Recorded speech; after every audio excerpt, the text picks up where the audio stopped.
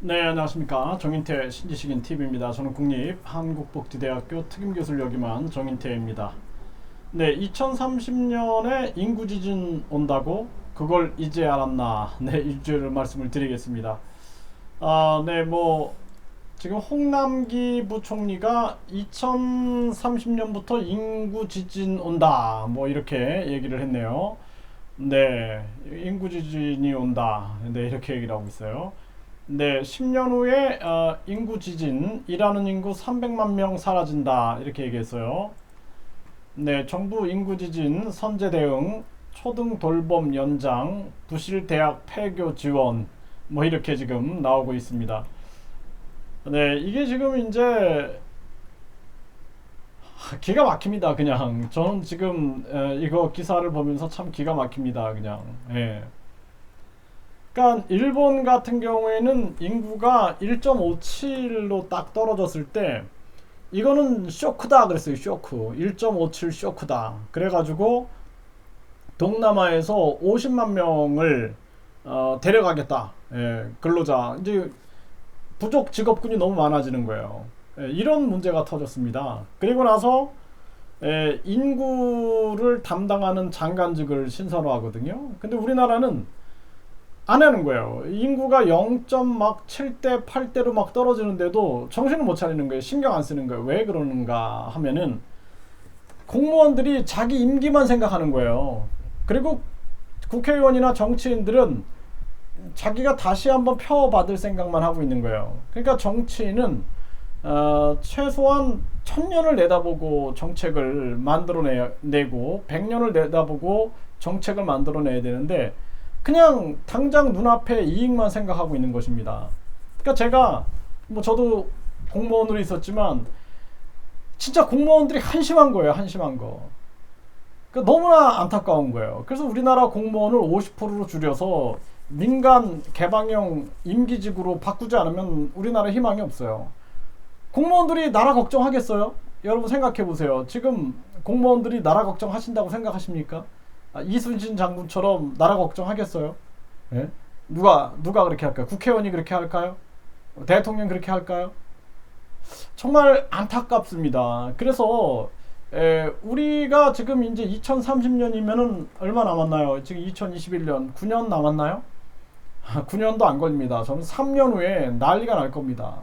그래서 제가 저출산 고령화 문제를 해결하기 위해서 끊임없는 정책 제안을 하다 안 되니까 제가 해외가 어떻게 하고 있나를 본 거예요. 네, 미국, 캐나다, 호주, 뉴질랜드 이런 나라들은 어떻게 하고 있는가?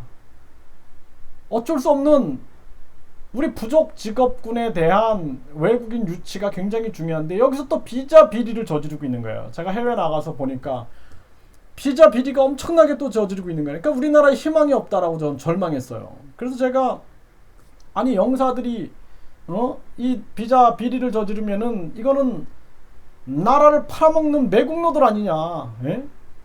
그러면서 저는 참 제가 안타까움을 굉장히 많이 느꼈어요. 이 문제 해결해야 된다. 이 문제 해결하지 않으면 어떡하냐. 예? 결국에는 우리가 여기까지 온 겁니다. 그러면서 대학 폐교를 지원한다. 대학들 막 무너지면은 지방 소멸 더 빨리 일어납니다. 거기 이렇게 하숙집 하셨던 분들, 식당 하셨던 분들 다 무너져요. 지방 경제 다 무너집니다. 이제 다 무너져요. 그래서 제가 말씀드리잖아요. 자꾸 수도권에다가 뭘 하네 이런 얘기 하지 말고 분산시켜야 된다라는 거예요. 코로나가 왜 생깁니까? 기후 변화, 응? 이 기후가 막 변화되고 또 기후 오염, 네? 지구가 오염되고 있는 거 아닙니까? 오염되고 있고 과도한 육류 섭취로 인한 탄소량 배출이라든지 이런 과밀 현상들, 그냥 한 도시 집중화 현상들 이런 것 때문에 만들어지는 거예요. 이제 4차 산업혁명 시대에 우리가 이제는 분산해야 돼. 분산해가지고 국민 배당금이 됐든 국민 권익금이 됐든 국민들에게 이제 국민 권익금, 국민이 당연히 누려야 하는 국민 권익금을 나눠주고 이제 사람답게 살 수 있게끔 만들어야 돼요. 아니 수도권에 집 산다고 그냥 평생 영혼까지 끌어가지고 집을 사고 이것저것 희망이 없으니까 비트코인에다가 주식에다가 이게 정상적인 사회가 아니잖아요. 여러분들 어때요? 누가 이렇게 만들어 놓은 거예요? 이 지배자들은 자기들을 과거에 왕족이라고 생각했어요. 황족이라고 생각했어요. 황족. 예?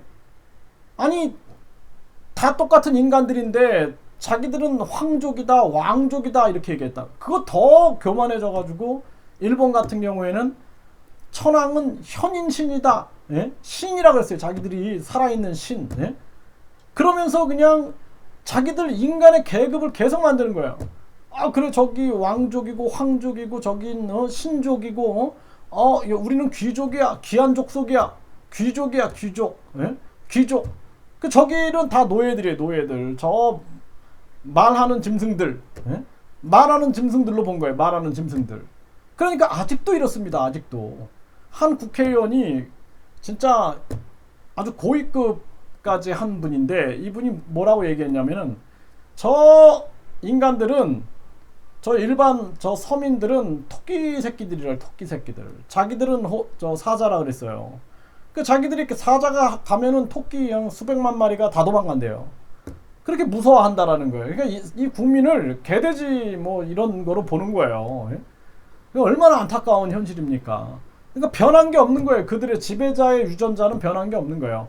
나는 신족이다. 나는 황족이다. 나는 왕족이다. 나는 귀한 족속 귀족이다. 예? 저것들은 다 개돼지다. 이렇게 생각하는 거예요. 말하는 짐승. 그러니까 결국은 자기들이 이 세상을 변화시키지 않는 거예요. 어떻게든지 속이면 된다. 제가 아주 고위공직자하고 식사를 한번 했는데 이 사람 뭐라고 얘기하냐면은 저 일반 인간들은 사람들은 인형하고 똑같다 그래요. 인형. 칩을 껴주면은 기독교 칩을 껴주면 기독교인이 되고 불교 칩을 껴주면 불교인이 되고 또 뭐 이슬람 칩을 껴주면 이슬람인이 되고 자신들이 어떤 뭐 종교를 하나 만들어 가지고 심어주면은 그렇게 따른다는 거예요. 다. 그래서 제가 그 얘기를 들으면서 아니 저런 사람이 어떻게 고위공직자를 했지 대한민국에? 예? 아주 기가 막혔습니다. 기가. 그러니까 사람을 알기를 아주 그냥 진짜 일반 국민들 알기를 우습게 하는 거예요. 우습게. 국민들의 얘기를 듣지 않는 거예요. 그러다가 이제 국민들이 양심혁명이 일어나가지고 예? 뭐 3.1 운동이라든지 예? 또는 4.19 혁명이라든지 이런 양심혁명들이 막 일어나면은 그때는 이제 도망가죠. 예? 그러니까 우리가 정말 지금 이 대한민국이 이제 제가 봤을 때 한 3년 후만 돼도 굉장한 어려움에 많이 빠집니다. 그래서 지금 빨리 우리는 대기업들이 4차 산업혁명에 지원할 수 있는 일할 수 있는 기업할 수 있는 환경을 만들어주고 그리고 국민 배당금이 됐던 국민 권익금이 됐던 기본소득이 됐던 국민에게 지원할 수 있는 시스템을 딱 만들어 놔야 돼요. 응? 세금을 올려서 나눠줄 생각하면 안 되고 다 줄여야 돼요. 쓸데없는 게 이제는 공무원도 50% 줄여도 됩니다. 왜냐하면은 AI 시대 이 진짜 정보통신혁명 시대에 그럴 필요가 없는 거예요. 또 불필요한 부총리직, 장관직, 차관직 없애고 불필요한 여성가족부라든지 통일부 이런 거 없애가지고 그 예산을 아껴서 국민에게 나눠준다 그러면 국민이 그 사람 편에 선다니까요. 그래서 국민에게 이제는 우리가 국민의 권리와 이익이 되는 권익금을 나눠줄 때가 왔다. 그 국민 권익금이 됐던 국민 배당금이 됐던 기본소득이 됐던 국민의 권리다라는 거예요. 그건 당연한 권리다. 그런 시대가 온 겁니다. 그리고 국민들은 사람답게 살아야 돼요. 예, 이제 4차 산업혁명이 본격화되면은 주 4일제가 됩니다. 주 4일제.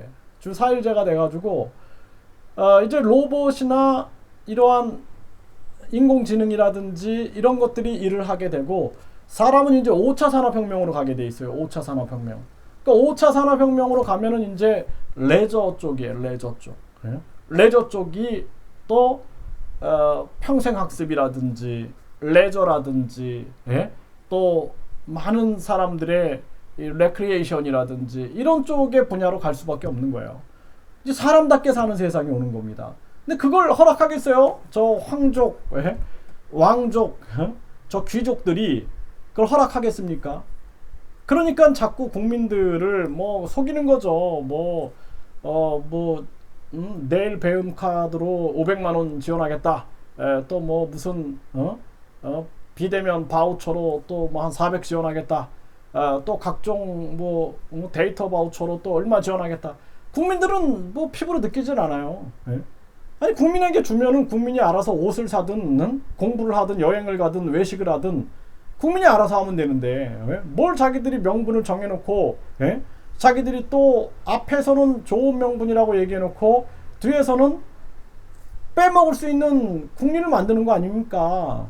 그래서 이게 참 굉장히 우리 사회가 굉장히 안타깝다. 저는 그런 생각을 많이 하고 이제 인구 지진이 오고 뭐 나라가 망한다 한들 저 사람들이 눈이나 깜짝하겠습니까?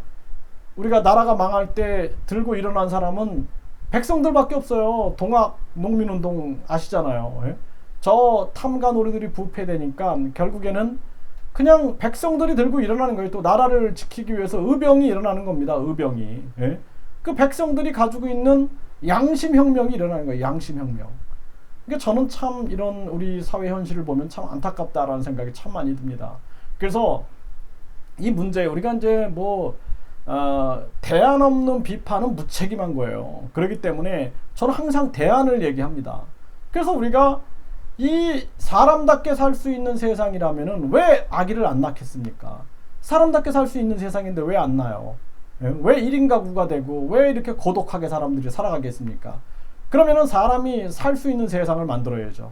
그래서 국민 배당금 또는 기본소득이라든지 또는 국민 권익금을 나눠줘야 된다.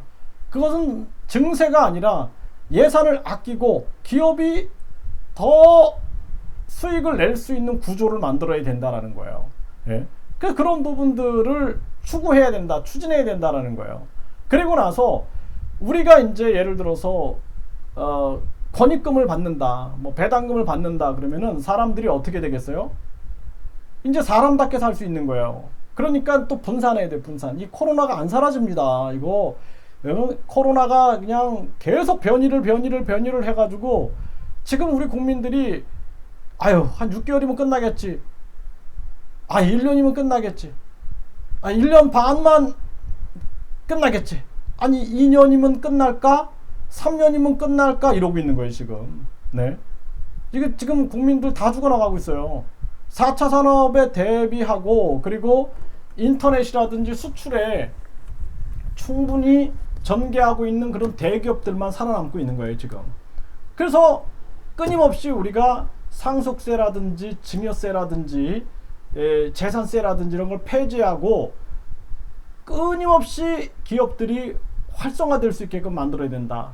그리고 더 나아가서는 우리가 국민 기업 만들어야 되고 또 국가가 쇼핑몰을 만들어 가지고 이 국가가 이제 인터넷 유통물이죠. 유통물을 만들어서 우리는 분산해서 살면서 우리가 생산한 것들을 국내와 해외로 판매할 수 있게끔. 그래서 그 판매가 되면 수수료 수입은 우리가 나중에 국민에게 권익금으로 또 나눠주는 거예요. 그래서 국민들이 동의할 수밖에 없죠. 그러면은 우리가 전국에 흩어져서 지역이 균형 있게 발전하면서 또 그것을 싱싱한 그러한 각종 생산물들을 그것을 드론이라든지 각종 빠른 유통 구조를 통해서 이제 다 전국에 배달할 수 있게끔 되는 거예요. 그 시골에 살아도 괜찮은 거예요, 이제. 그 도시로 이렇게 몰려갖고 자꾸 여기다가 도시에다가 이렇게 코로나 지금 막 계속 터지고 있는데 이런 정책을 펼치면 안 돼요, 이제는.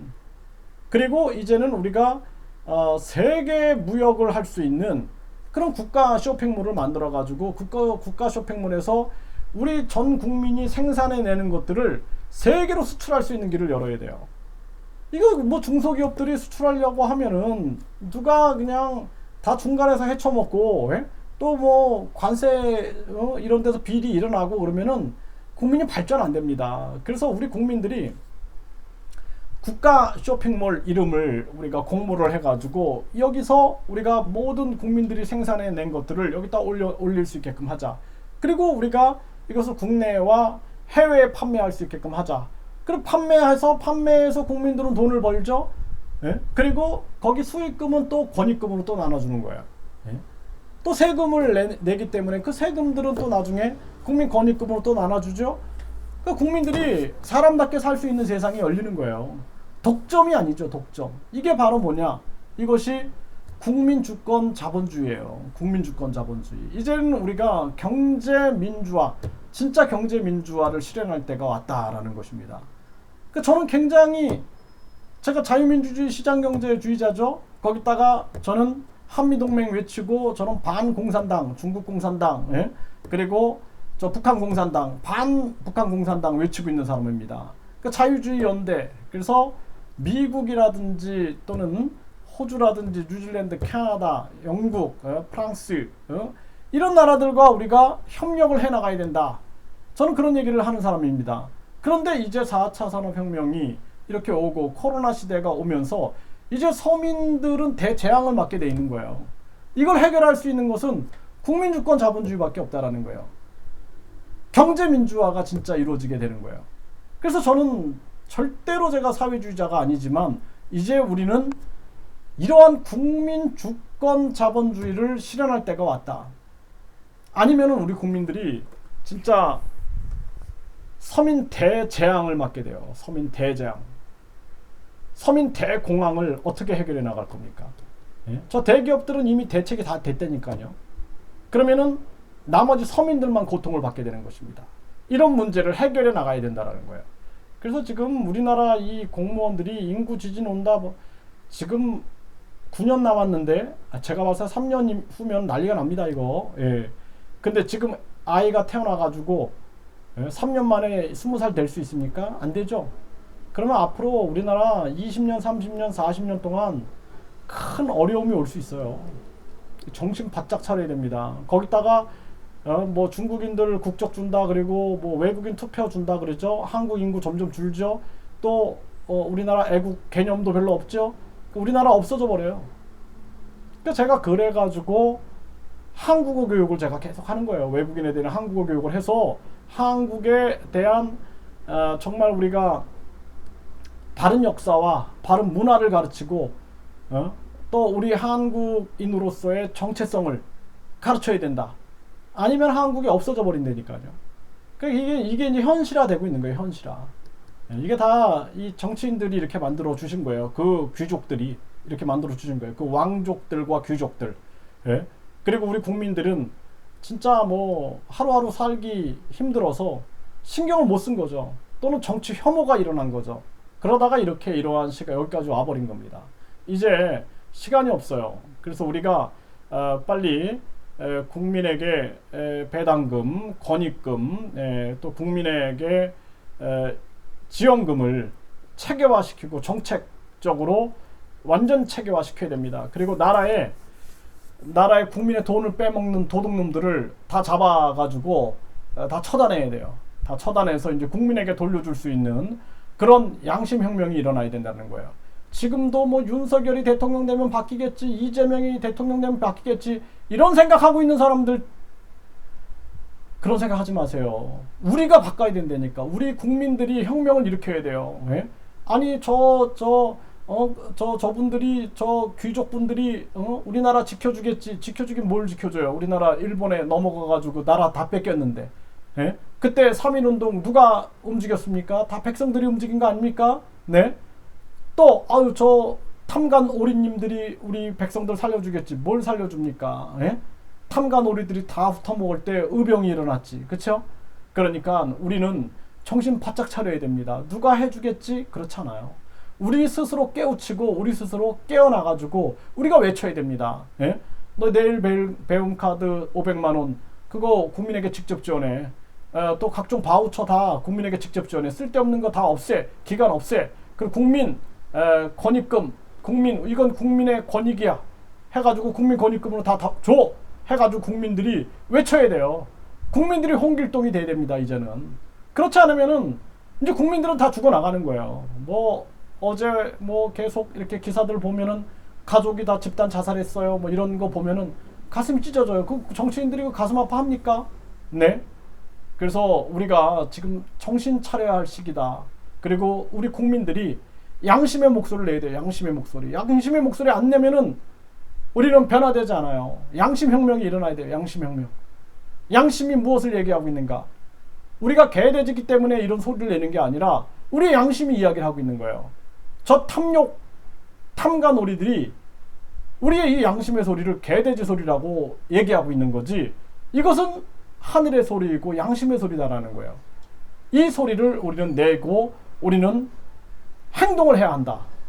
예, 저는 항상 그렇게 말씀을 드립니다.